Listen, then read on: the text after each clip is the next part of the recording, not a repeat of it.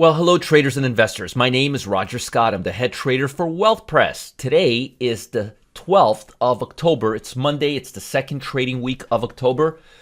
Let me give you the weekly plan for what we've got going on ahead. Let me talk about the news.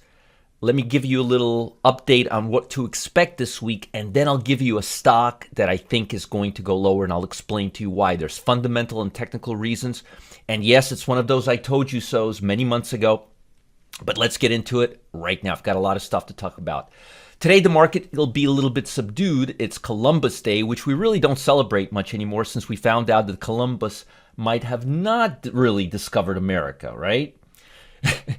I'm not going to get into all of that. Also, it's Thanksgiving in Canada, and we have a lot of Canadians trading here.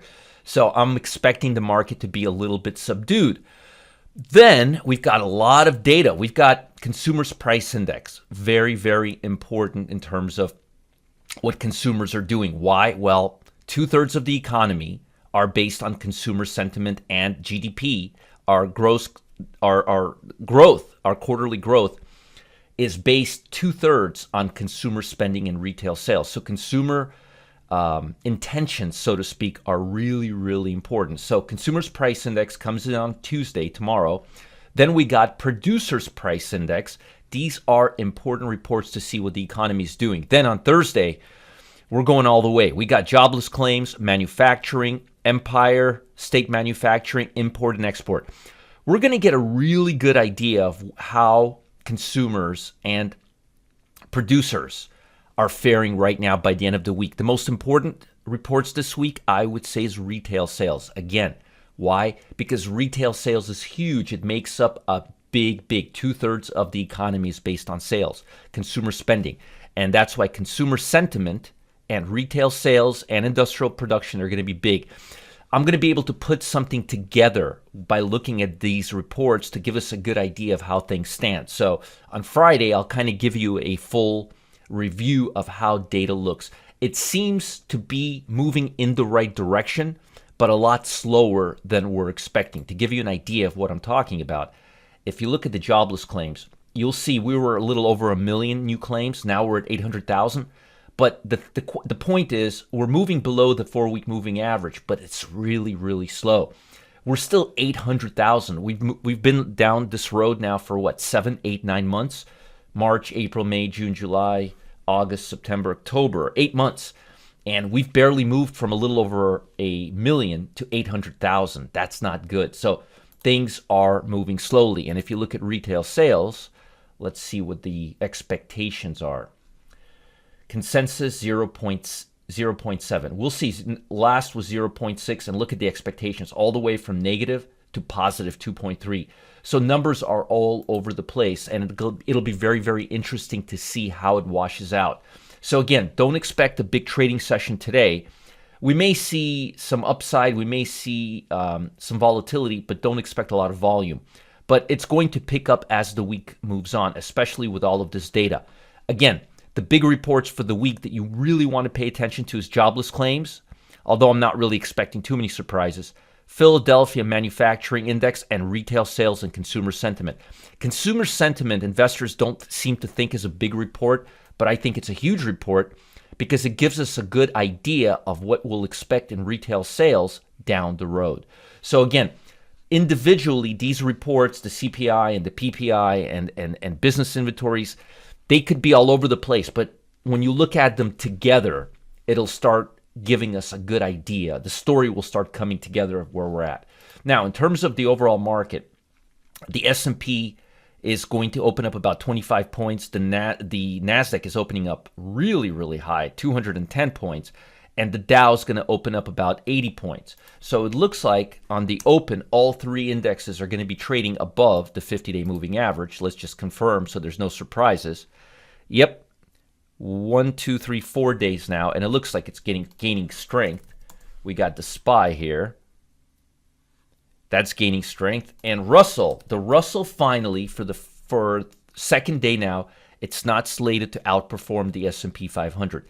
That's telling us that sentiment of Biden leading is now wearing a little bit lower, because as you can see here, it's only up 0.39, where the S&P is up 0.80, and the NASDAQ, which is screaming higher, is up 189. There's a lot of goodies coming out on the NASDAQ, but it looks like NASDAQ is leading again, and it looks like the market's going to be testing all-time highs pretty soon or coming to that area. But the fact that we're moving higher is very, very, very, very important. Now, it's Monday, and I wanted to point out a stock to you that I am looking to sell. Now, this is Dish Network. All in all, Dish Network and what's the other one called? DirecTV. It's a dying business model. These satellite delivery services, they're not really doing that hot, and I'll explain to you why. Because all of this on-demand streaming internet cloud, everything is coming from the cloud. Netflix, Apple TV, all these cable companies, we're all able to stream from the internet. We're getting our cable. I just bought a brand new TV for my outdoors. I don't even have a cable. I just hooked it up to my internet, and boom, I've got streaming TV, and it's just broadcasting from my cable. Cable prices are going down. These services, Dish Network, DirecTV, they're not getting any hotter. They were really, really big when they came out in the late 90s because internet was slow. We didn't have 5G, and we didn't have a way to communicate fastly with people throughout their houses. But right now, people are just not really that hot on Dish or DirecTV. Even cable companies are losing market cap because of all of these streaming, Roku, Apple TV, again, all of these little streaming services, all of these ways to watch TV. Amazon Prime is now offering HBO and Showtime, so you're able to get all of these goodies through the internet at a really high speed, and the quality is really, really good. So these companies are becoming dinosaurs. If you look at a 2-year period, you will see that the stock peaked out all the way in 2019. Let me see if that was the highest price. Yeah, I mean, look at this here. Actually, no, I'm lying to you. 17. Let me go a little further. Look at that. 2015. 2015. Wow. I didn't even realize it looked that bad. So here, if you look at this trend line. Look at that. I just connected the trend line with the one I drew this morning. I thought this was the peak. I didn't go all this far. So as you could see here, this company has been losing. It's just losing. It peaked out years ago.